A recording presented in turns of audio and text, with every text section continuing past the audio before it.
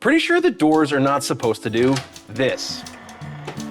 And your dog shouldn't be able to open the door when it's closed. That's kind of part of the reason that you have a doorknob it's supposed to be able to turn.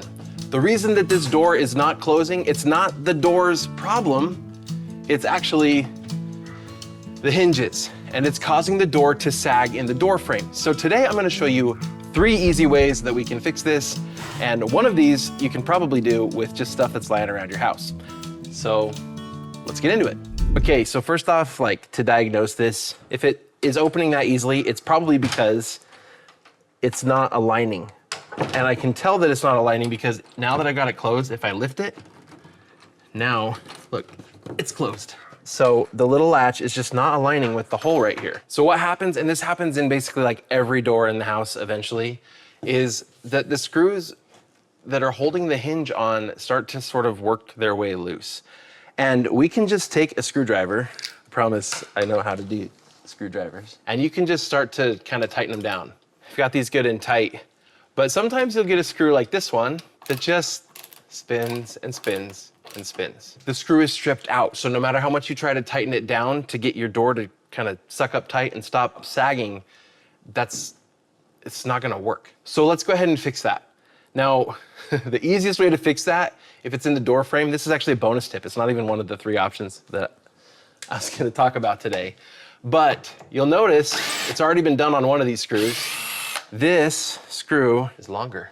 That's a 2-inch screw. This screw is just way less likely to strip out, and it's gonna go in a lot deeper. And actually, I kinda like to use longer screws in the door frames because it just helps keep the door more solid. I especially like to do this on like the front door of my house. It makes the door harder to kick in. It's kind of a home security sort of thing. But on these interior doors in your home, most of them are probably hollow. And so there's only kind of a thin strip of wood along the edge. So the screws going into the door, you don't really have that option. So we're gonna have to do one of these 3 things that I'm about to show you. So let's dive into those fixes. For that, I'm actually gonna need to take the hinge all the way off. I'm actually gonna do the top one and the middle one. I took off the bottom hinge too, because that way I can just move the whole door out of the way. Okay, let's go ahead and start with the first fix. For this one, all you need is a little bit of glue. I'm using wood glue. Elmer's school glue, like white school glue, can work for this too. And then some toothpicks.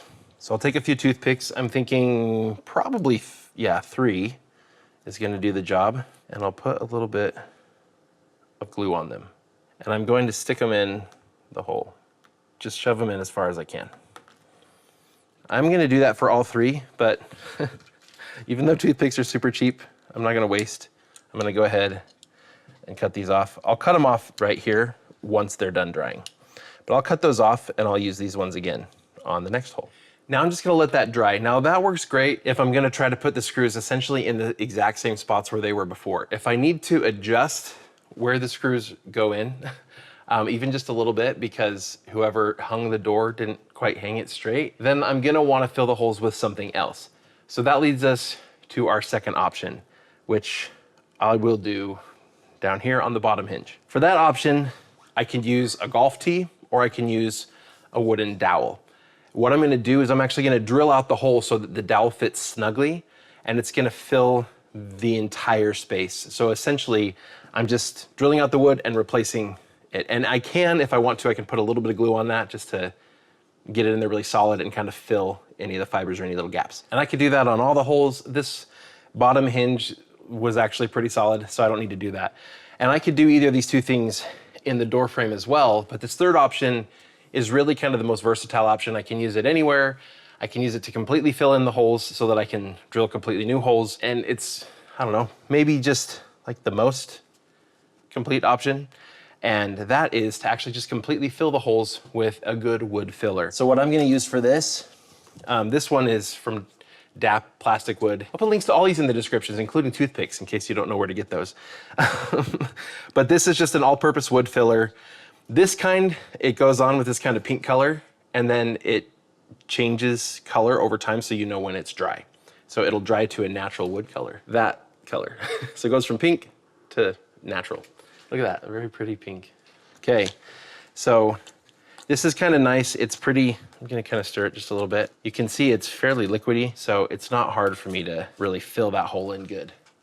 So I'm gonna fill in these holes, and I really want to kind of press it in. This last one, the screwing has kind of made it, I'm just gonna scrape it a little bit because the screws gave it kind of a raised edge. It doesn't take very much wood filler. These holes aren't real big. I'm really trying to just kind of press a fair amount in, and then when I've done that, I smooth it. It's not gonna take very long. You can see some of the colors already changing on the surface. So this wood filler is like, it's actually sandable, stainable, paintable, and everything.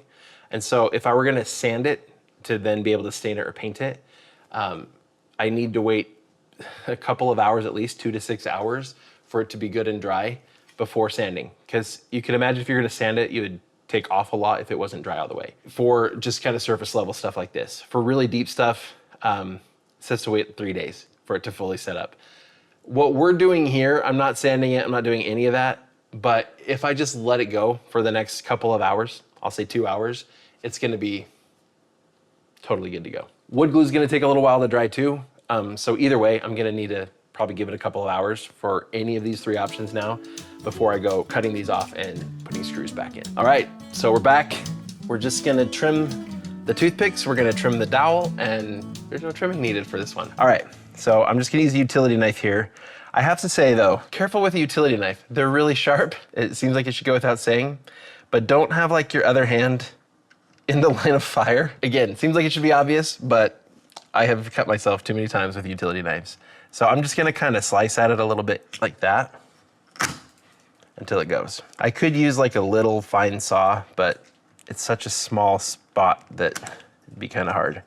And with the utility knife, I can kind of shave it afterwards and get it totally level. With the dowel down here, it might be easier with a little saw, but I can still just kind of cut, kind of slicing like that. There we go. Just like that. And then I'll kind of shave it off till it's smooth. Now we're gonna put the door back on. Where I don't have any holes pre-started. In one way that's good because now I can put them exactly where I want them. It is easier to hang it when you've got the holes there. So I'm just gonna get it there in place. I'll use one of the holes in the bottom that I didn't fill. So by getting that screw started and most of the way in, now it's a lot easier for me to just tip the whole door up onto that and get that firmly into place. And given how it was sagging, I want the hinges like kind of all the way in as much as possible. You can see that if I let it droop just a little bit, I get a little bit of a gap there. That's what we're actually trying to fix that was happening before. See, and that one screw that's in there super solid now, way better than it was before. Now I'll get this one tightened down. Perfect. Okay, now before I put in any more, I'm going to check this alignment and make sure it's good. And it's not, see?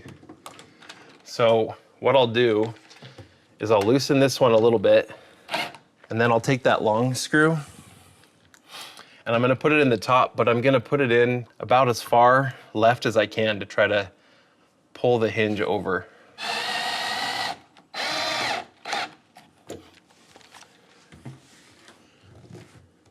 Well, shoot, that didn't fix it.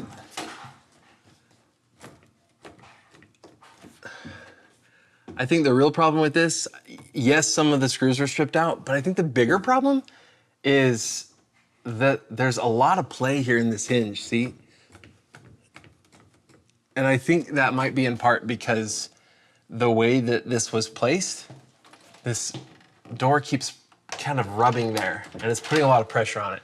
Plus, I've noticed hinges get really loose over time anyway. So next step, and this is kind of a bonus for you, is I'm just gonna replace the hinge. You get to see the next step of the troubleshooting. So now that we've already filled the holes and everything, I should be able to take these screws out, replace the hinge, put new screws in, and hopefully at that point, we'll be good to go. So let's do that. I'm also gonna hang this out just a little further than before. I'll leave a little more gap here.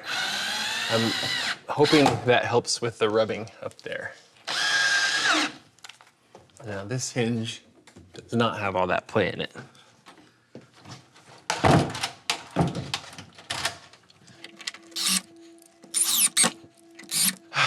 Okay, all that work, we got it really close, but still not quite. So there's one more tip that you get in this video. Let me show you what I'm gonna do. This is where the door latch goes in.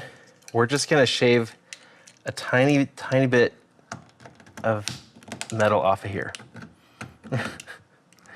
This is actually maybe the easiest method once you've verified all the screws aren't stripped out. So if we just have a little bit of an alignment issue, now a better tool for this would be like a Dremel or something where I could just kind of grind it a little bit, or I could just file it a tiny bit. I'm only taking off just a little tiny bit, okay?